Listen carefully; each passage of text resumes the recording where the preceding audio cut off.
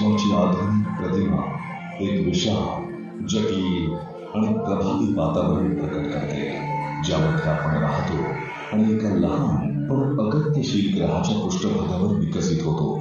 यालाच आपण पृथ्वी म्हणतो. आपल्या सौरमालेत पृथ्वी ही एकमेव जागा आहे जिथे जीवन शक्य आहे.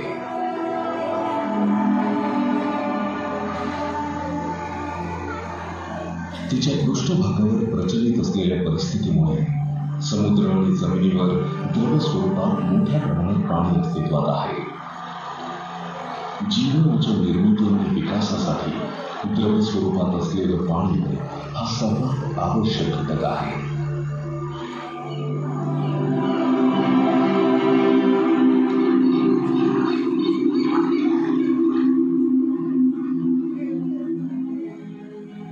आपल्या ग्रहाच्या पर्यावरणापर्यंत मर्यादित असलेल्या अगदी जवळच्या खगोलीय पिंडांना भेट देण्यास आणि त्यांचा शोध लावण्यास आपण यशस्वी झालो आहोत. उदाहरणार्थ चंद्र आणि आपल्या सौरमंडळातील ग्रह.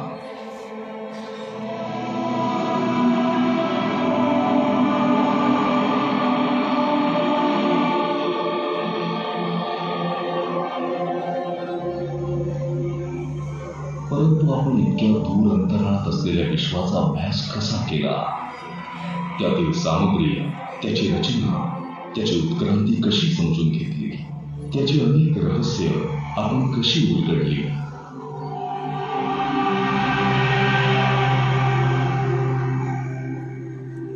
दुर्दैवाने क्वचितच लोकांना हे माहीत आहे की हे संपूर्ण ज्ञान दुर्गम स्वर्गीय पिंडांमधून पृथ्वीवर पोहोचणाऱ्या मंद प्रकाशाचे संकलन आणि विश्लेषणाद्वारे प्राप्त झाले आहे.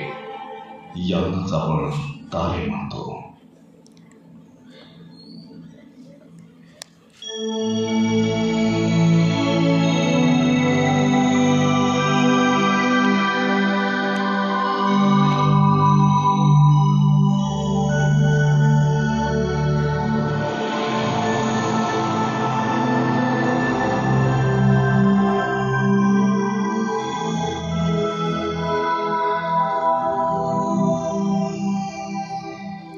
इटालियन शास्त्रज्ञ गॅलिलिओ गॅलिली यांनी 1609 मध्ये या साहसाची सुरुवात केली होती, जेव्हा त्यांनी एक लहान घरगुती बनवलेली दुर्बीण आकाशाकडे वळवली होती. त्यांनी जे पाहिले त्यावरून विश्वाविषयी जाणून घेण्याची उत्सुकता सर्वत्र पसरली आणि एक मोठी संधी आपल्यापुढे निर्माण झाली.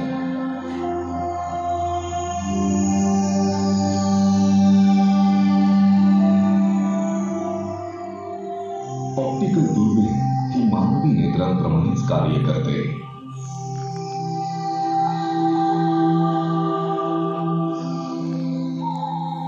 दुर्बीण प्रकाश एकत्र करते आणि एकाच जागेवर लक्ष केंद्रित करते. अपवर्तक म्हणजेच रिफ्रॅक्टिंग दुर्बिणी या लेन्स वापरतात आणि परावर्तित म्हणजेच रिफ्लेक्टिंग दुर्बिणी प्रकाश एकत्र करण्यासाठी आणि त्यावर लक्ष केंद्रित करण्यासाठी कॉन्केव्ह अर्थात अवतल दर्पण वापरतात.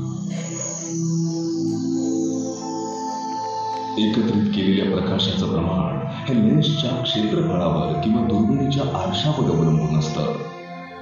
एक मोठी ऑप्टिकल प्रणाली अधिक प्रकाश एकत्रित करते आणि अशा प्रकारे मानवी नेत्रांना अदृश्य असलेल्या अंधुक आकाशीय वस्तू दृश्यमान बनवते.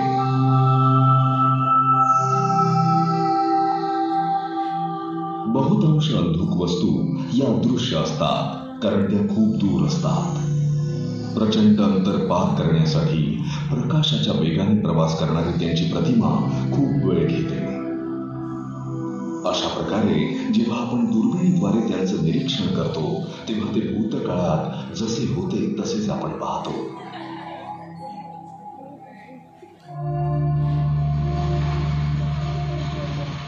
दुर्बीण अर्थात टेलिस्कोप ही एक प्रकारची वेळ आहे, एक यंत्र जे आपल्याला विश्वाचे पूर्वीप्रमाणे निरीक्षण करण्याची सुविधा देतं आणि या प्रकारे त्याची उत्क्रांती समजण्याची मुभा देतं.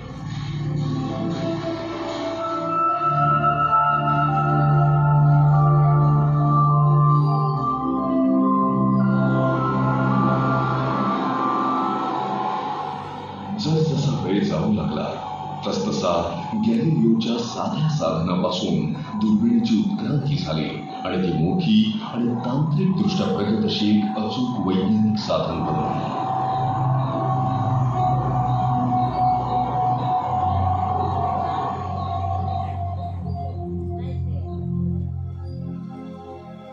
आज आपण मोठमोठ्या ऑप्टिकल दुर्बिणी वापरतो, ज्या धोरणात्मकरित्या आपल्या संपूर्ण ग्रहावरील दुर्गम पर्वत शिखरांवर मांडलेल्या आहेत.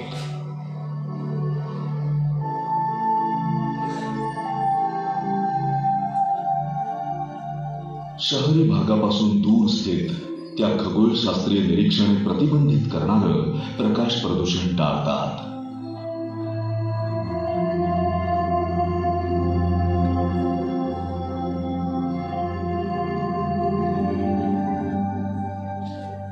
त्याशिवाय ज्या उंच पर्वतावर या मांडल्या जातात तिथलं वातावरण अधिक पारदर्शक आणि स्थिर असतं.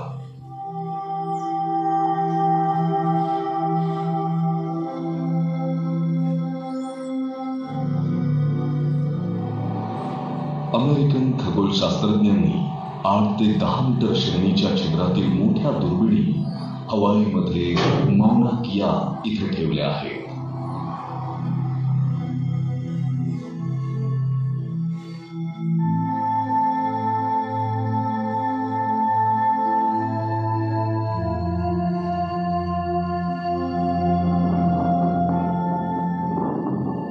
युरोपियन सदर्न ऑब्झर्वेटरीने चिलीच्या अटाकामा वाळवंटातील केरो पर्नालवर खूप मोठी दुर्बीण अर्थात BLT उभारली आहे.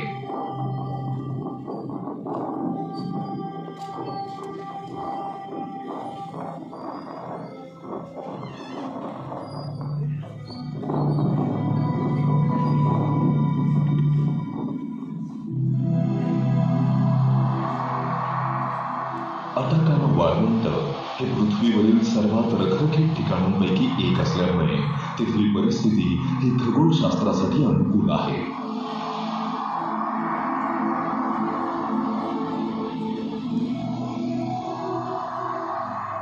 या दुर्बिणी ऑप्टिकल आणि अवरक्त विकिरण अर्थात इन्फ्रारेड रेडिएशनचं निरीक्षण करू शकतात आणि ते उघड्या डोळ्यांनी पाहिले जाऊ शकणाऱ्या वस्तूंच्या तुलनेत 4 अब्जपट मंद वस्तूंची देखील नोंद करू शकतात.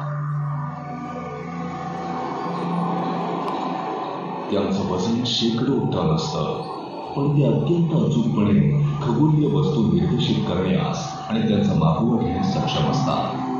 ते अनुकूल दर्शन अर्थात अडॅप्टिव्ह ऑप्टिक्स देखील नियुक्त करतात, जे वातावरणातील गोंधळाची भरपाई करू शकतात.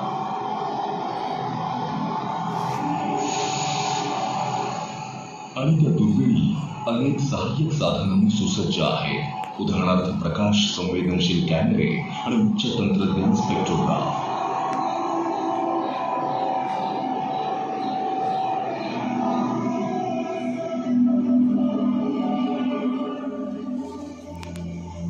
या मोठ्या दुर्बिणींचा उपयोग मुख्यतः मोठ्या प्रमाणावरील रचना आणि विश्वाच्या उत्क्रांतीचा अभ्यास करण्यासाठी तसेच आकाशगंगांच्या दूरस्थ समूहांचं निरीक्षण करून त्यांचा आपापसातील संवाद समजून घेण्यासाठी केला जातो.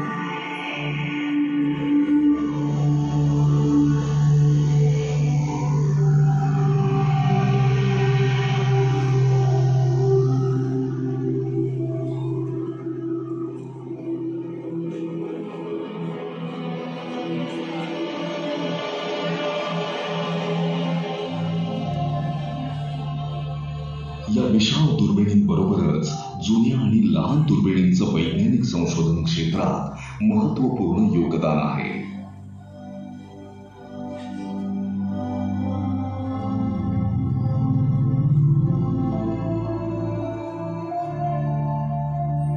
युरोपियन एक्स्ट्रीमली लार्ज टेलिस्कोप अर्थात ELT सारख्या नवीन, विशाल आणि पृथ्वीवर स्थित ऑप्टिकल दुर्बिणी नजीकच्या भविष्यात खगोलशास्त्रज्ञांसाठी उपलब्ध असणार आहेत.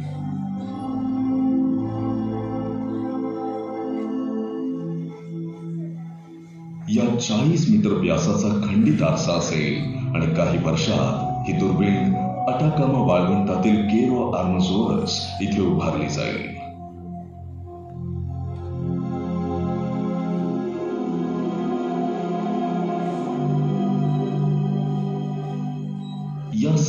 तांत्रिक विकासानंतरही पृथ्वीच्या वातावरणामुळे खगोलशास्त्रीय निरीक्षणांमध्ये उद्भवणाऱ्या समस्या आपण अजूनही दूर करू शकत नाही.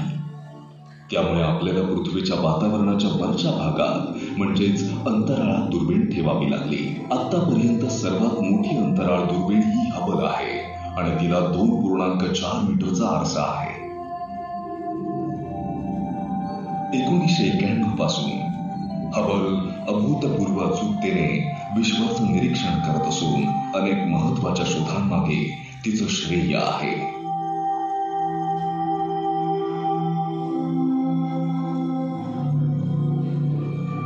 हबलचा उत्तराधिकारी हा जेम्स वेब स्पेस टेलिस्कोप आहे. या दुर्बिणीमध्ये 6.5 मीटरचा आरसा आहे आणि तो इन्फ्रारेड अर्थात अवरक्त किरणोत्सर्गात प्रकाश पाहण्यासाठी योजला आहे.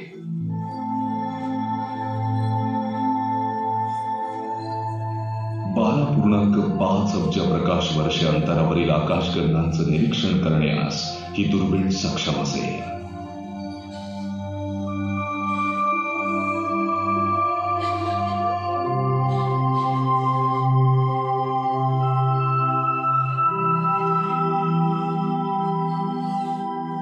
परंतु प्रकाश हा या सर्व ऑप्टिकल दुर्बिणींनी नोंदवलेल्या गोष्टींपेक्षा अधिक आहे.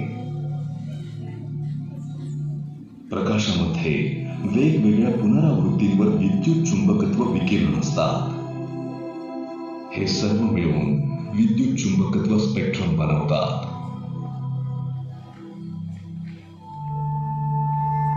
त्यांपैकी बहुतांश या मानवी नेत्रांसाठी आणि अगदी प्रगत ऑप्टिकल दुर्बिणींना देखील अदृश्य असतात.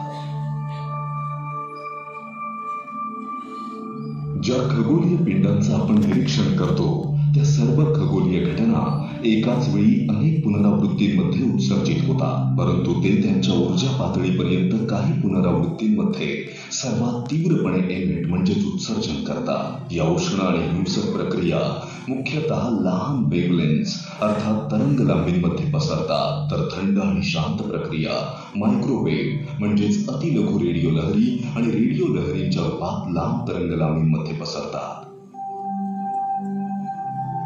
रेडिओ लहरींचं निरीक्षण विशाल परवलयासारख्या म्हणजेच पॅराबॉलिक अँटिनासह केलं जातं, ज्याला रेडिओ दुर्बिणी म्हणतात.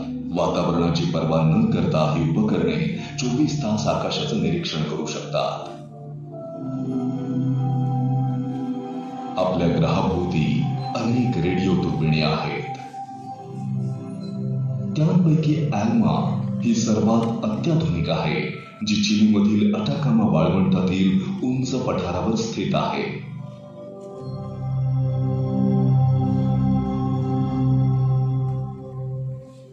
बहुतेक विद्युत चुंबकत्व विकिरण पृथ्वीच्या वातावरणातून जाऊ शकत नाहीत.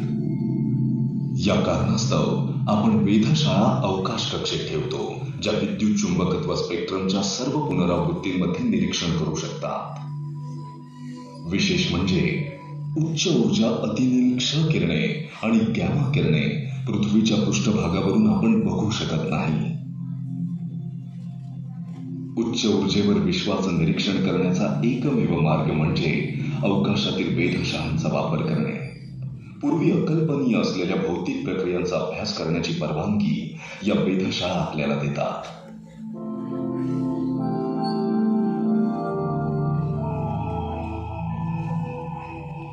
परंतु क्ष किरणे आणि गॅमा किरणे आपल्याला विश्वातील सर्वात हिंसक आणि प्रभावशाली घटना पाहण्याची सुविधा देतात. उदाहरणार्थ, या तरंग लांबींवर दिसणारे आकाश हे शांत रात्रीच्या आकाशाच्या नेहमीच्या प्रतिमेपेक्षा संपूर्णपणे वेगळे आहे.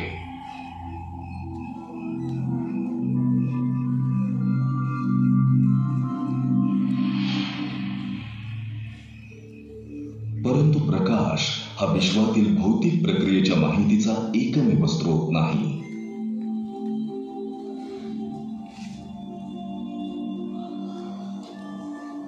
आपल्या विश्वातील हिंसक उच्च ऊर्जात्मक नैसर्गिक प्रक्रियेदरम्यान अतिलघु कण अर्थात न्यूट्रिनो नावाचे प्राथमिक कण अकल्पनीय रूपात मोठ्या संख्येने उत्पन्न होतात.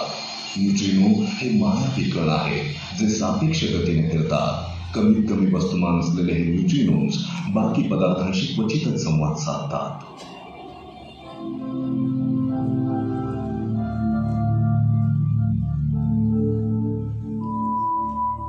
त्यांना शोधण्यासाठी आणि विविध हस्तक्षेप कमी करण्यासाठी आपण जमिनीत, खोलवर किंवा समुद्रात विशेष सेन्सर्स वापरतो.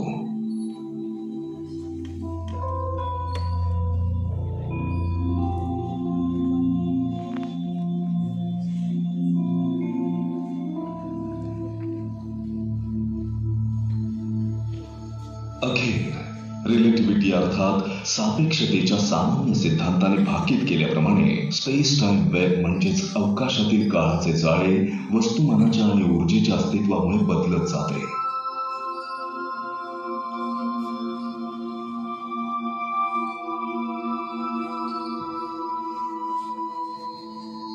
विश्वातील काही सर्वात हिंसक आणि ऊर्जावान प्रक्रिया या स्पेस टाइमच्या रचनेमध्ये लहरी जसे की गुरुत्वीय लहरी निर्माण करतात.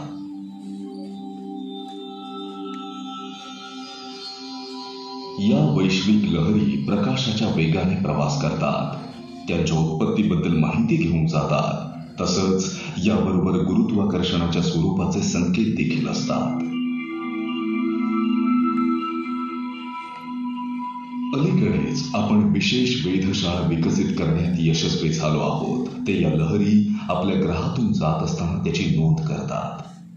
लायगो US मधील laser interferometry gravitational wave observatory आणि पिझा इटली इथली युरोपियन ग्रॅव्हिटेशनल ऑब्झर्वेटरी इगो इथं होस्ट केलेले वर्गो अँटिना ते शोधण्यासाठी अतिशय संवेदनशील लेझर इंटरफेरोमीटरचा वापर करतात.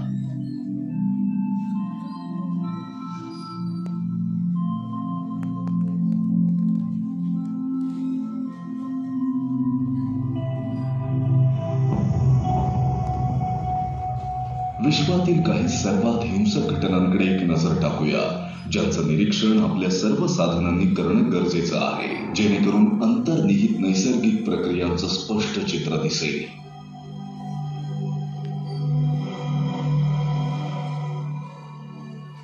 सुपरनोव्हाच्या स्फोटादरम्यान सर्वात मोठ्या ताऱ्यांना हिंसक मृत्यूचा सामना करावा लागतो.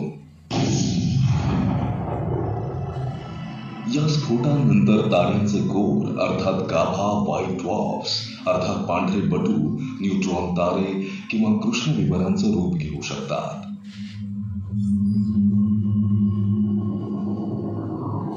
विशेषतः जास्त वस्तुमान असलेले तारे कृष्णविवरांमध्ये रूपांतरित होतात. या तारकीय अवशेषांपासून काहीही सुटू शकत नाही. इथे प्रकाश देखील अडकतो, ज्यामुळे या वस्तू अदृश्य होतात.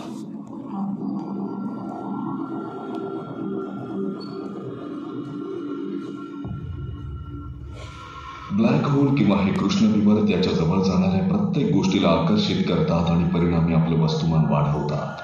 पदार्थ जसजसे कृष्णविवरावर कोसळतात ते आतल्या बाजूने फिरत असताना त्यांच्या भोवती एक अभिवृत्ती चकती निर्माण करतात. या चकतीमध्ये तापमान आणि गतीज ऊर्जा एवढी जास्त असते की गॅमा किरणे आणि क्ष किरणे निर्माण होतात. याच वेळी मजबूत गुरुत्वाकर्षण क्षेत्र जेट्स तयार करतात, जे प्रकाशाच्या वेगाच्या जवळ वेगाने फिरतात आणि त्यांच्या सभोवतालच्या आंतरतारकीय पदार्थांशी हिंसकपणे संवाद साधतात. हे सर्व प्रकाश पुनरावृत्तीवर विकिरण निर्माण करतात.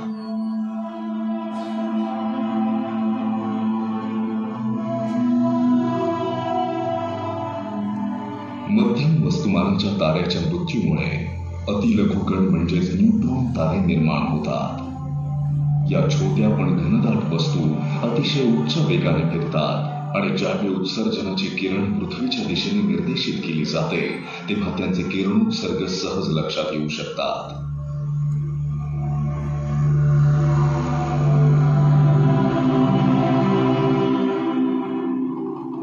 यामुळे त्यांच्या प्रकाशमानामध्ये वेळोवेळी बदल होतो आणि म्हणूनच आपण त्यांना पल्सार्स म्हणतो.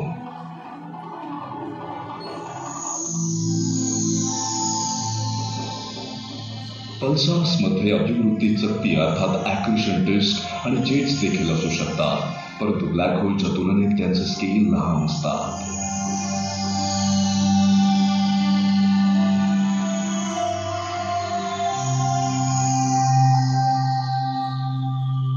बायनरी तारे जे एकमेकांच्या अगदी जवळ असतात, एकमेकांशी दृढ संवाद साधतात आणि परिणामी एकत्र येतात.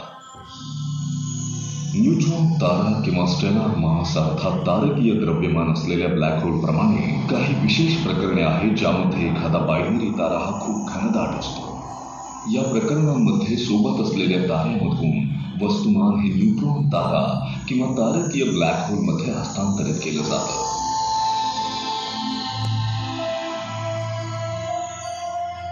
दोन सामान्य ताऱ्यांच्या विलिनीकरणाचे परिणाम किंवा दोन न्यूट्रॉन ताऱ्यांच्या अधिक हिंसक विलिनीकरणाचे परिणाम. हे विलिनीकरण नेहमी सर्वात तेजस्वी स्फोटांमध्ये समाप्त होतात आणि त्यामधून क्ष किरणे आणि गॅमा किरणे निर्माण होतात. गॅमा किरणे स्फोट किंवा पॉलिसिस. या व्यतिरिक्त ते शोधण्यायोग्य गुरुत्वीय लहरी देखील निर्माण करतात.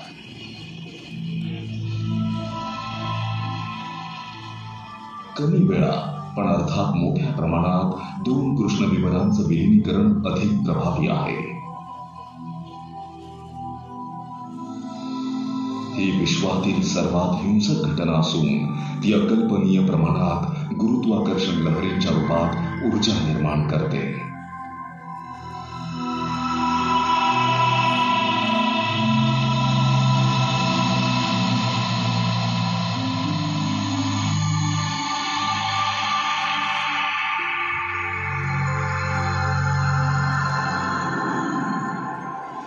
आपल्या आकाशगंगेच्या केंद्रस्थानी असलेले वातावरण हे एक सुपर मॅसिव्ह अर्थात भव्य दिव्य असा ब्लॅक होल आहे जो सभोवतालच्या पदार्थांशी संवाद साधत असतो. जवळच्या ताऱ्यांच्या हालचालींच्या अभ्यासातून असं निदर्शनास आलं आहे की कृष्णविवराचे वस्तुमान आपल्या सूर्याच्या वस्तुमानाच्या 4 दशलक्ष पट आहे.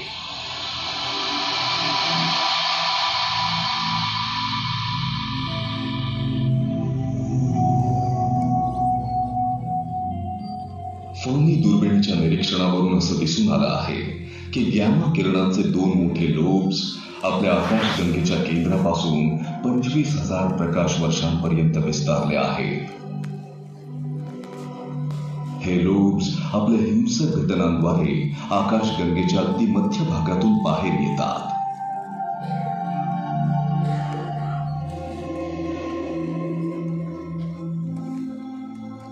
ज्या आकाशगंगा त्यांच्या केंद्रकांमधून प्रचंड प्रमाणात ऊर्जा उत्सर्जित करतात त्यांना ऍक्टिव्ह गॅलॅक्टिक न्यूक्लियाय अर्थात सक्रिय गॅलॅक्टिक केंद्र म्हणून ओळखलं जातं. रेडिओ आकाशगंगा, क्वेसार्स आणि प्लेसार्स.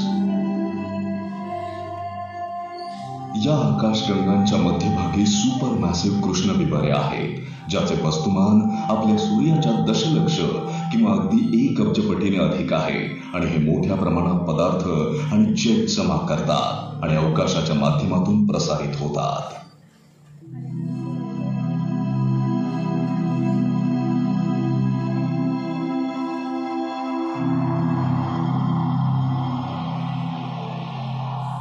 संपूर्ण आकाशगंगांचे परस्पर संवाद, टक्कर आणि विलीनीकरण त्यांच्या उत्क्रांतीत महत्वाची भूमिका बजावतात.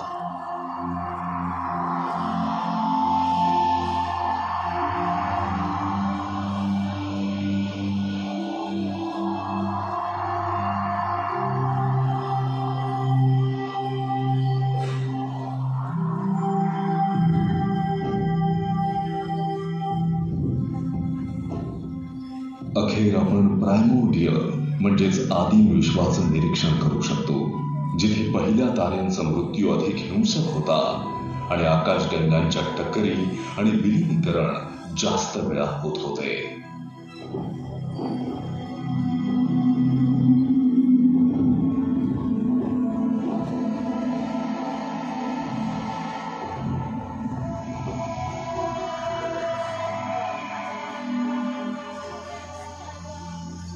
ताऱ्याचा प्रकाश वाहून नेणाऱ्या लपलेल्या संदेशांचे डिकोडिंग, परकीय कण आणि अवकाशातील प्रवाह आपल्याला विश्वाची समृद्धी समोर आणण्यास मदत करतात.